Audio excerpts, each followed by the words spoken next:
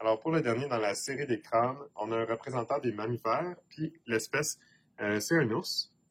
Donc, au niveau des mammifères, on a seulement une fosse temporale là, de chaque côté qui est liée à l'orbite. Donc, on a l'orbite, qui est le trou ici, qui va porter l'œil.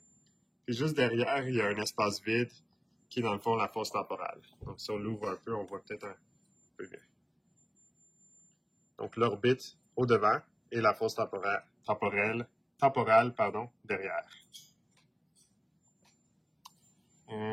Au niveau des muscles de la mâchoire, ça va passer à travers l'arc zygomatique, qui est la petite section ici.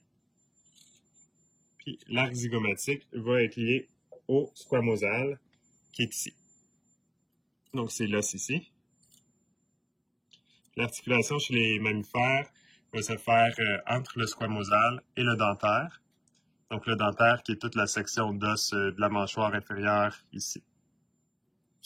Donc, l'articulation va se faire vraiment ici, entre le squamosal, en haut, et le dentaire en partie inférieure. Donc, contrairement aux autres spécimens qu'on a vus, le carré et l'articulaire vont avoir migré dans l'oreille et on ne peut pas les voir là, ici sur le crâne. Ensuite de ça, au niveau de la mâchoire, qui va bien sûr porter des dents, sur la mâchoire du dessous, la partie inférieure, on va avoir le dentaire ici, qui va s'ouvrir. Et pour la partie supérieure, on va avoir le prémaxillaire et le maxillaire. Donc le prémaxillaire qui est en avant ici, qui va porter les dents. Et on va avoir le maxillaire qui est une portion d'os un peu plus grosse, qui porte également des dents. Si on regarde de l'intérieur, on va voir un peu mieux la distinction. C'est plus facile avec le spring, avec le ressort.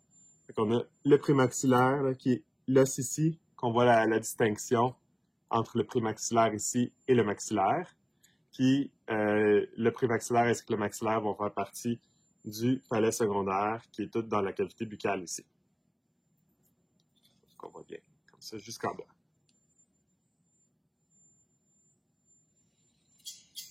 Ensuite de ça, comme l'alligator pour l'ours, l'air pour la respiration va entrer par les narines externes qui sont dans le trou ici, puis va passer jusqu'aux narines internes qui sont les deux trous qu'on voit ici.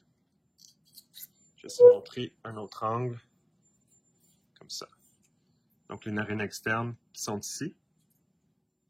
Puis on peut aussi voir le palais primaire qui est ici, qui est entre le palais secondaire et l'encéphale qui est derrière le palais primaire qui est ici.